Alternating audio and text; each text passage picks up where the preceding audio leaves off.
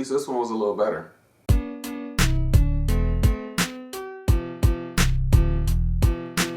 What's up, guys? This is Courtney, one half of the rest of Deconstruction here, and I'm bringing you my review for Twilight Zone episode 6, titled 6 Degrees of Freedom. This episode stars DeWanda Wise, Jessica Williams, Lucinda Dryzek. I'm not entirely sure how to pronounce her last name. It's Dryzek, I'm just going to say. Jefferson White and Jonathan Whitesell. The cast plays astronauts that are going on a space mission.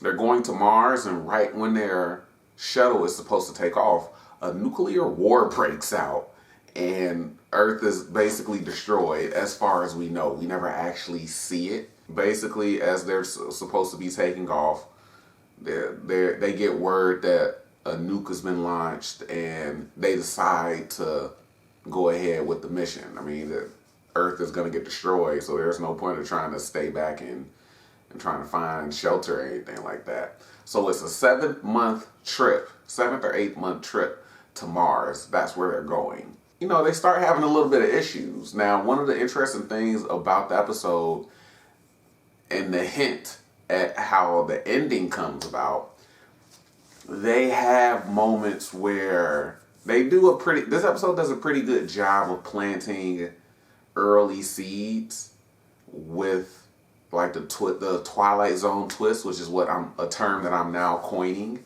I don't know if it was coined already, but I'm doing it now, so I don't care.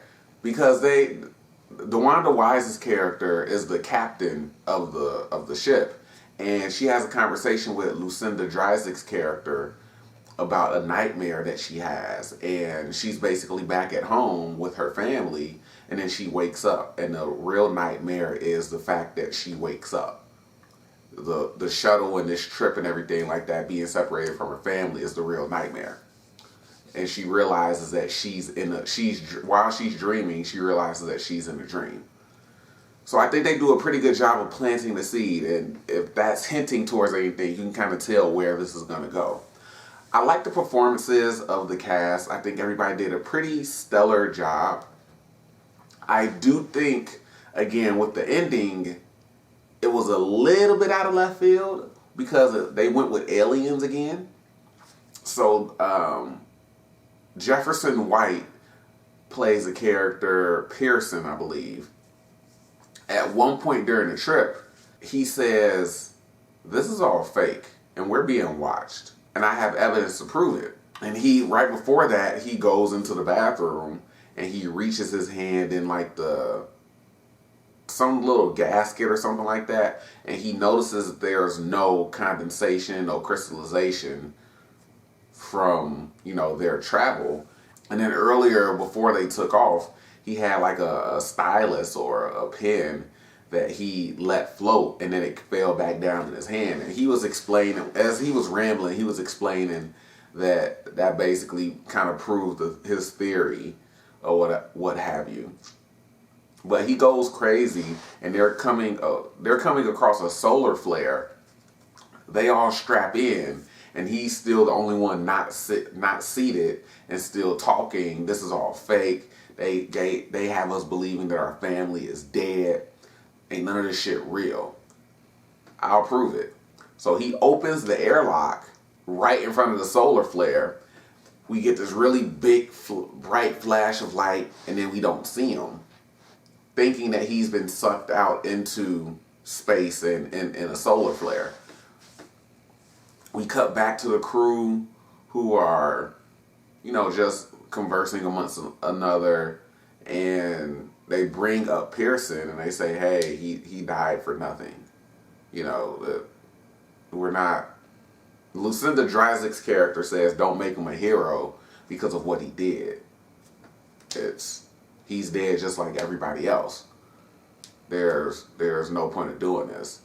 So they land on Mars, and then they find out that at the end of the episode, we get like this weird, like the weird type of multiple TV screens type of thing, but they're not actually TV screens or real monitors. It's just like hanging footage, I guess you can say.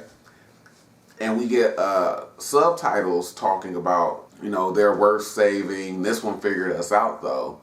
And Pierson is in the middle of this room and he wakes up and he's watching this feed, and it basically zooms in on his eye and it shows like Mars or whatever like that. So, and it's something about the Great Filter. I looked that shit up and it was complicated as hell, so I'm not even gonna attempt to explain it.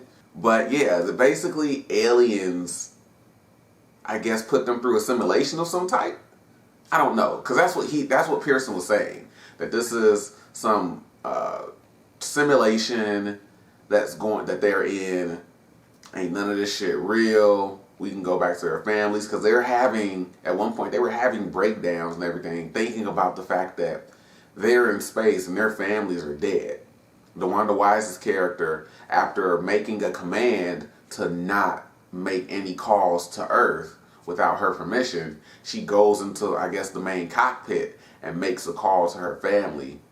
Obviously, nobody picks up. We see shots of a ringing phone, but nobody picks up. It goes to voicemail.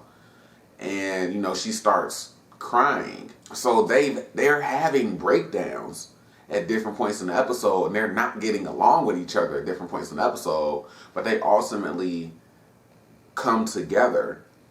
And this episode was better than the previous episodes that I've talked about, but I think, again, it went in a completely different direction that I don't think I particularly expected, and it's not really that good. Like, Alien seems like a cop-out to me. I would have more so been expecting, after they landed on Mars, because you expect them to have the tension that they build while they're landing, preparing to land, you're expecting something bad to happen. Whether it's an actual crash, whether it's, you know, some weird, I don't want to say abduction, but you're expecting something bad to happen. And it doesn't, and they opened up, I guess, like the super big shield, and they look and they see that they're on Mars. I was expecting some training room or something like that. I was expecting this to have like a Matrix type of twist, not an Alien type of twist. But I think overall the episode isn't bad. It's not the greatest. It's not the best episode that I've watched so far in this season, but it's probably like the second best, because all the other ones have just been they just haven't hit the mark. And this one does a fairly good job of presenting ideas and executing on a couple of things. But yeah, I think it's an okay episode. Like I said, they just went in a different direction that I wasn't really feeling like that. So yeah, that's my review of 6 Degrees of Freedom. I'll probably end up going back and looking for like ending explanations for this entire season. Just simply because I think I'm missing some stuff with a lot of these episodes, man. I can't believe that I think an entire season of a show is bad.